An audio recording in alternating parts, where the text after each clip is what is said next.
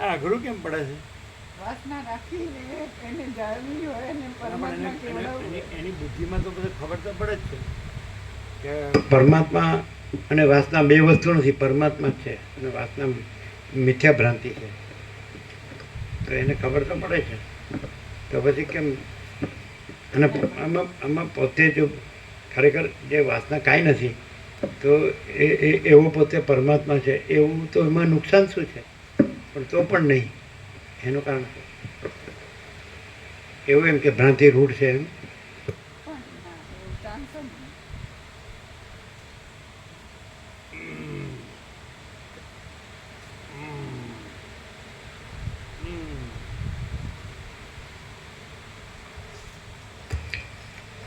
દ્રશ્યના અત્યંત અભાવને દ્રઢ કર્યા વિના બ્રહ્મને જાણવાનો બીજો કોઈ પણ સારો ઉપાય નથી. આપણે સાંભળીએ એના કરતાં સાંભળ્યા વગર આપણે અજન્મ્યા અને આપણે સાંભળ્યું નથી અને આપણામાં કોઈ આ દેખાવ છે એનો કોઈ ભ્રમ કે મોહ નથી, તો પછી આપણે કોણ છીએ? તો આની બધી જરૂર છે? આપણે પોતે જ બ્રહ્મ છીએ અને અનુભવાય છે આપણને કે આપણે અનંત સચ્ચિદાનંદ બ્રહ્મ જ છીએ. અને દ્રશ્ય ભ્રમ કે મોહ નથી તો એની ખાતરી કે હું આ નથી ને જગત નથી. વેદાંત બ્રહ્મજ્ઞાન ક્યાં માર ખાય છે? એ દ્રશ્ય એટલે દ્રષ્ટા દર્શન દ્રશ્યમાં એકલા દ્રશ્યને ભ્રમ કહે છે અને મોહ કહે છે.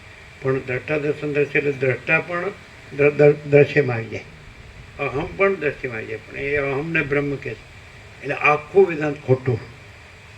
અહીંયા અહમને બ્રહ્મ કહે છે. મને ખબર પડે? એટલે એ દ્રશ્યમાં દ્રષ્ટા દર્શન દ્રશ્ય આખી ત્રિપુટી આવી જાય. છૂટું ન પડે એકલું દ્રશ્ય. દ્રષ્ટા એટલે અહમ અને દ્રશ્ય એટલે જગત. તો અહમ અને જગત એ બે દ્રશ્ય બ્રહ્મ આવી જાય. તો એ શું કરે છે? દ્રશ્યને મિથ્યા કહે છે અને અહમને બ્રહ્મ કહે છે. બ્રહ્મ સત્યમ જગન મિથ્યા, જીવો બ્રહ્મ એવો. એ જીવ છે એ જ અહમ છે, એ પણ દ્રશ્ય જ છે, જગત જ છે. એ જીવ છે એ પણ જગત જ છે. બરાબર?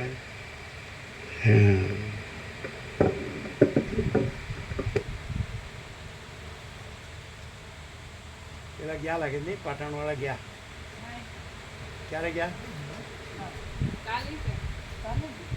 કાલે ગયા સવારે. આજે સવારે. ગઈકાલે સવારે. સવારે